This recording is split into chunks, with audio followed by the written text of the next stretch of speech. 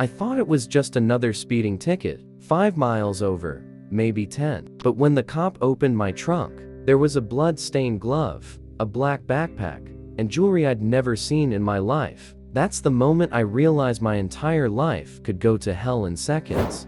I swear, it started like the most ordinary Tuesday you could imagine. I'd just gotten off work, it was late evening, and I was running on maybe 3 hours of sleep and a gas station burrito. I wasn't even blasting music or doing anything reckless, just zoning out on the highway, sipping from my lukewarm coffee. The flashing red and blue lights in my rear view snapped me awake. My first thought, crap, speeding again. I wasn't paying attention to the needle, but I guessed maybe 5-10 miles over. The kind of thing that usually just means a warning or a ticket if the cop's in a good mood. I pulled over to the shoulder, rolled down my window, and tried to look as non-threatening as possible. The officer was tall, maybe mid-40s, with a mustache that screamed, "I've been doing this forever."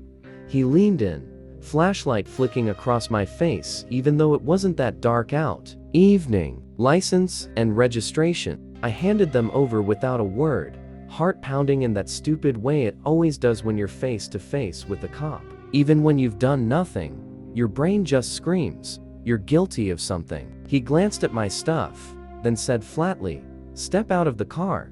That part threw me. Usually, they just give you the talk right there at the window. But I didn't argue. I unbuckled, stepped out, and felt the chill of the night air on my arms. "What's going on?" I asked. "Routine check," he said, though the way his eyes avoided mine didn't feel routine at all. "Pop the trunk for me."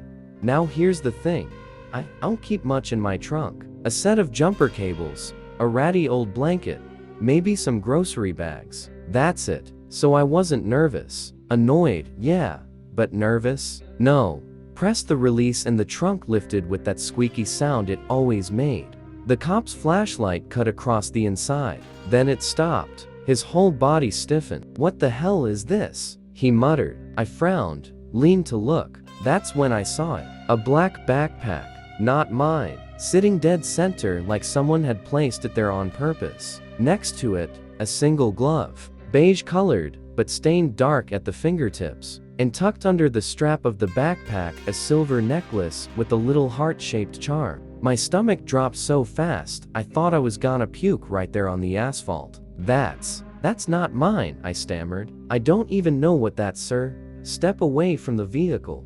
The cop's hand hovered near his gun, and I felt my knees lock. He wasn't joking. I lifted my hands instinctively. "Listen, I swear to you, I've never seen that before in my life. I didn't put it there. That's not my stuff." But I could already see the gears turning behind his eyes. He didn't believe me, or maybe he didn't care. Another patrol car pulled up behind us, lights painting the highway in blue and red. 2 more officers stepped out, one of them a younger guy with buzzed hair, the other a woman with sharp eyes. They approached like they were walking into a crime scene. "What did you find?" the younger one asked. The mustache cop motioned to the trunk. "You tell me."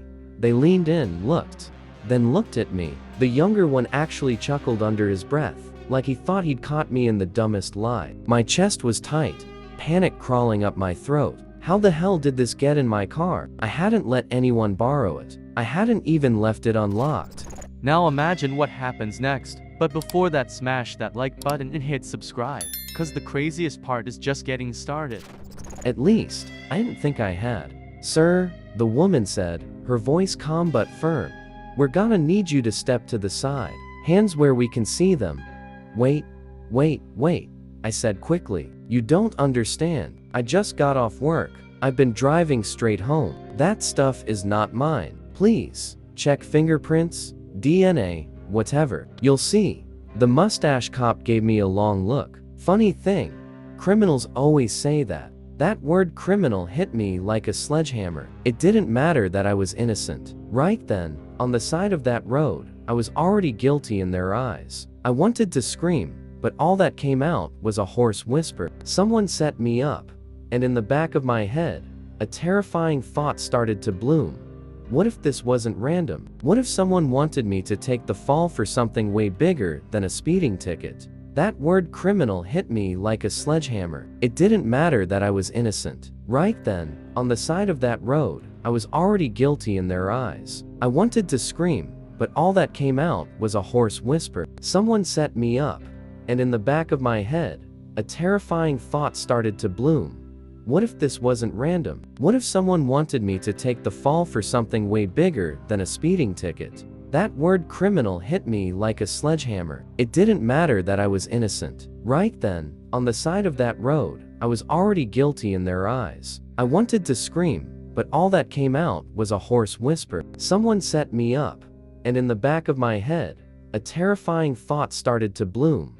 What if this wasn't random? What if someone wanted me to take the fall for something way bigger than a speeding ticket? She scribbled. Didn't even look up. Anyone else have access to your car? No, I mean, maybe at home? My brother, sometimes he borrows it, but he hasn't lately. I lock it, always. I could feel the sweat building at the back of my neck. Why are you asking me like I put that crap there? I swear to you, I didn't. The mustached officer gave me that look, the one that says, I've heard every excuse under the sun, and you're not special. He leaned in close. So you're telling me you don't recognize any of that? The backpack, the glove, the necklace? I shook my head so hard it probably looked fake. No, not mine. Never seen them before. The young cop stepped to the trunk, bent down, and unzipped the backpack. My stomach clenched, because whatever was inside, I already knew it wasn't gonna help me. He pulled out a bundle of cash, thick, band-wrapped, like something straight out of a movie. He dropped it on the edge of the trunk with a thud that made me flinch. Then another, and another. 3 stacks of cash, minimum. Holy sh*t, he muttered.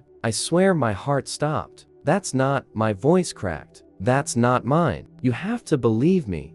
The woman officer raised her eyebrows, finally meeting my eyes. That's a lot of money for someone who doesn't know what's in their trunk.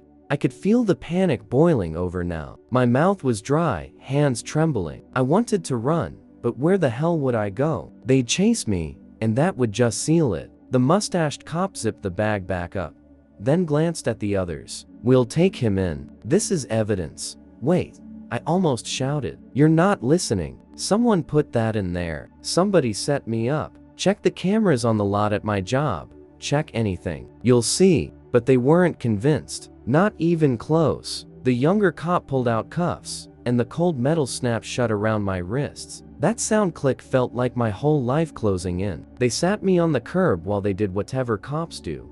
Photographed the trunk, bagged the glove, collected the necklace. I stared at the ground, trying not to lose it completely. Every thought in my brain was screaming, who did this? And why me? It wasn't until they shoved me into the back of the cruiser, the divider glass reflecting my pale face, that the real terror hit me. If I couldn't explain this, I was screwed. Not just a fine, not just probation. We're talking jail, maybe worse.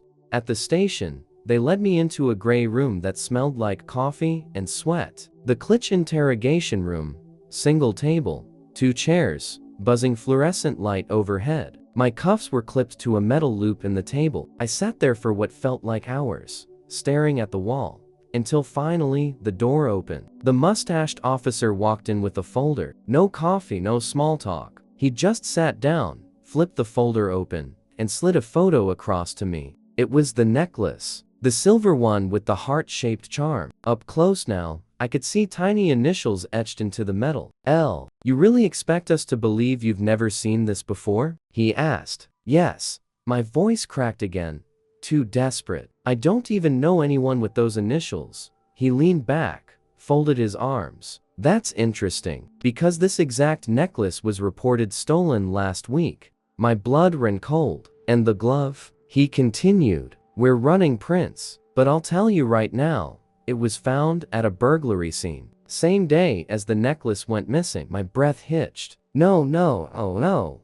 You think I'm some burglar? I was at work. You can check. He didn't flinch, just tapped the folder with one finger. Then maybe you should start telling us who really put this in your trunk. Because if you don't, guess who takes the fall? I was shaking so hard my cuffs rattled. I don't know who did this, but it wasn't me. He just stared, silent, like he was waiting for me to crack. And here's the worst part. for the first time, realized I didn't just need to prove my innocence. I needed to find out who the hell was trying to bury me alive. The thing about interrogation rooms is they're designed to make you feel like dirt. The gray walls, the buzz of fluorescent lights, the silence between questions, it eats at you until you'll say anything just to make it stop. After the mustached cop left, another officer came in. Younger, smoother. The good cop. He sat across from me with a cup of water and even smiled like we were old friends. "Look, man," he started, sliding the cup toward me. "We know people get mixed up in stuff they don't understand. Sometimes the wrong crowd uses you without you realizing. You seem like a decent guy. So tell me, who do you think might have put that backpack in your trunk?" I stared at him. My wrists ached against the cuffs. "I don't know. That's the problem. I didn't even know it was there until you showed me." He nodded slowly, like he was humoring a child. "You got enemies? Someone at work who doesn't like you? Neighbors who've had beef with you?" I shook my head. "I'm boring, man. I clock in, clock out, go home, watch TV. That's it." He leaned forward, lowering his voice. "Then why'd your brother's name pop up when we ran your plates?" My heart dropped. "What do you mean?" He tapped his pen against the folder. "Your car's been linked in the system before. Not you, him. He's been on our radar. Nothing stuck,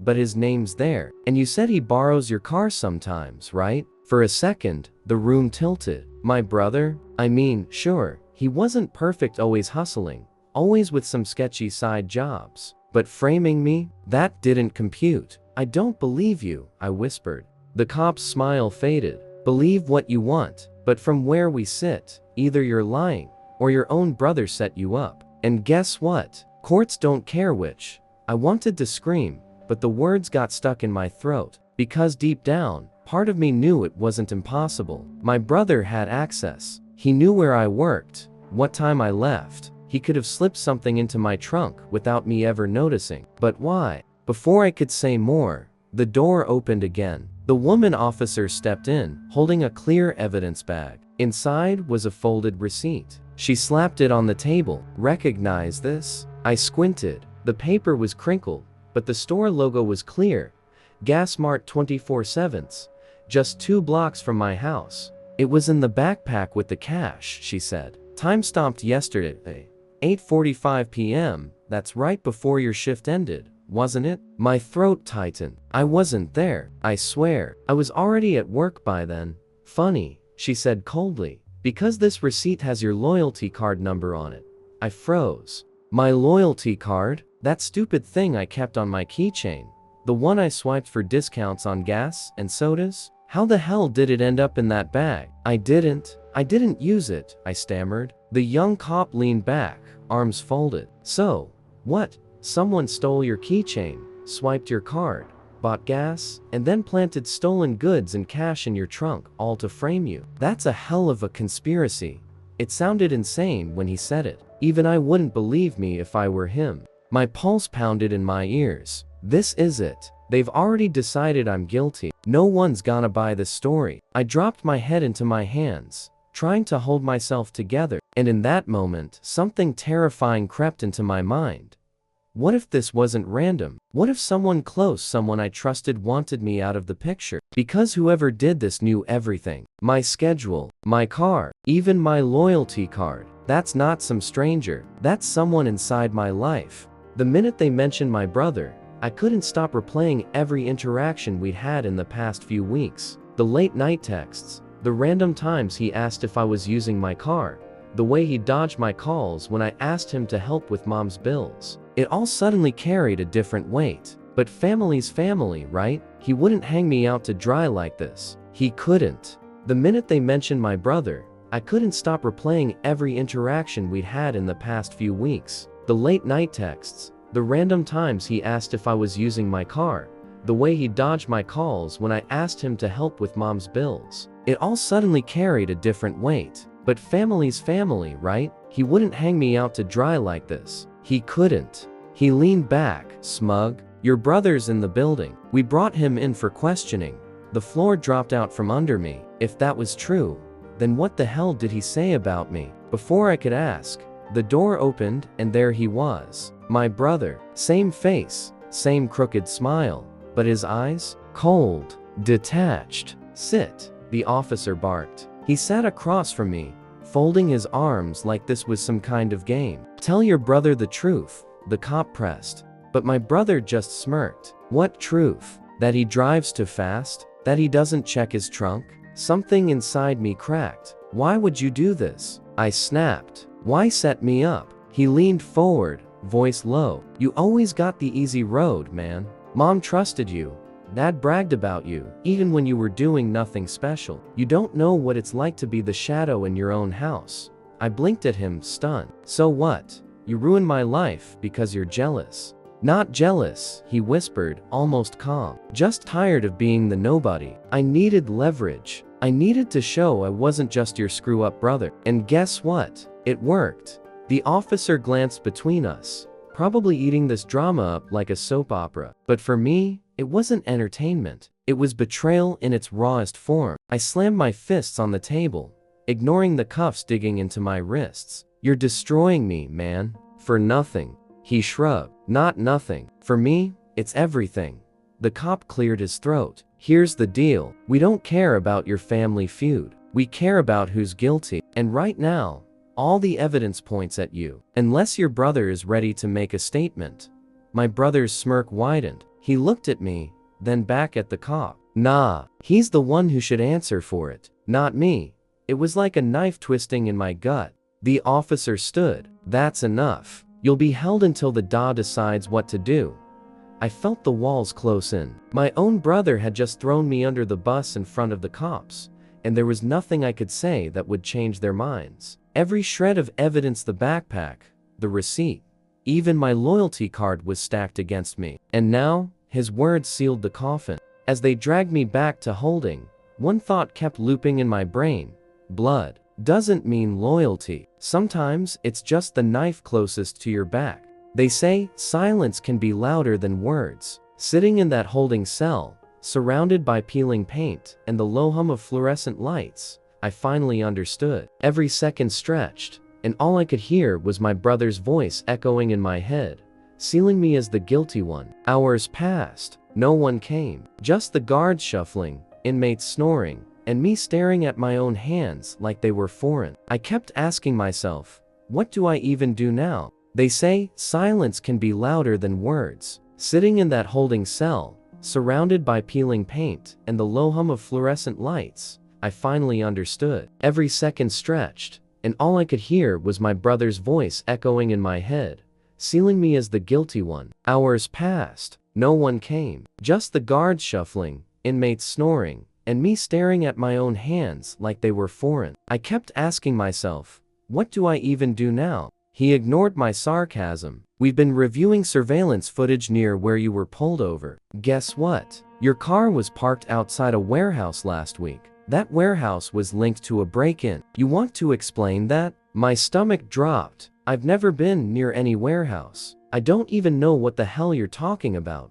He flipped open the file, slid a blurry photo against the bars. That's your car. Same plates. I pressed my forehead against the cold metal. This is insane. Someone's using me as a pawn. And I bet I know who.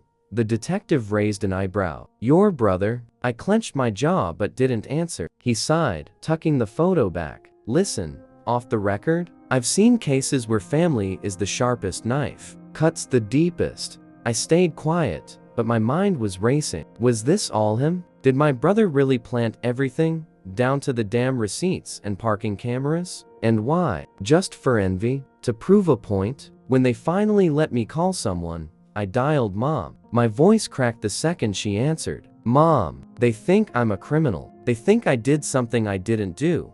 Her silence was heavier than the cell. Your brother already came by, she whispered. He told me you've gone down the wrong path. I felt like I'd been stabbed again. Mom, he's lying. I don't know who to believe, she admitted, and those words crushed me more than any handcuffs. By the time I hung up, I realized the truth. I was alone in this fight. My brother wasn't just setting me up in the eyes of the law, he was poisoning the family too. And the scariest part, the evidence wasn't just strong, it was perfect. Too perfect. Like someone had rehearsed every step. The detective's words haunted me as I lay back on the hard cot. Sometimes family cuts the deepest. I closed my eyes, heart pounding, wondering if I'd ever walk out free, or if my brother had already written the ending for me. And the scariest part, the evidence wasn't just strong, it was perfect. Too perfect. Like someone had rehearsed every step. The detective's words haunted me as I lay back on the hard cot. Sometimes family cuts the deepest. I closed my eyes, heart pounding, wondering if I'd ever walk out free, or if my brother had already written the ending for me. He slid a folder across. Inside, traffic cam shots. A figure, same build as mine, driving my car the night of the warehouse break-in. Except the timestamp showed a time when I was at work, miles away. My alibi, finally proven. Your brother gave us the tip about your activities. That's why we looked at you first, the detective explained. But once we dug deeper, everything pointed elsewhere. He had access to your car. He used you as a shield. I stared at the grainy photos, anger rising so hard it felt like my chest would explode. My own blood, my brother. They released me that evening. Walking out of that station felt surreal, like I'd stepped back into the world, but with chains still dragging behind me. Mom called. Her voice was shaky. He confessed, didn't he? I didn't answer. I couldn't. Later that night, I sat alone in my car, staring at the steering wheel. It wasn't just about being free. It was about trust, shattered. My brother didn't just frame me. He stole the ground beneath my feet. And here's the worst part. He'll probably get a lighter sentence. Rookie cop, bad judgment, some bullshit excuse. While I'll live forever with the memory of being betrayed in a way I can't put into words. So, yeah, the case is over. But the story isn't. Because how do you forgive someone who used your life like a practice target? That's the kind of cut no time can heal.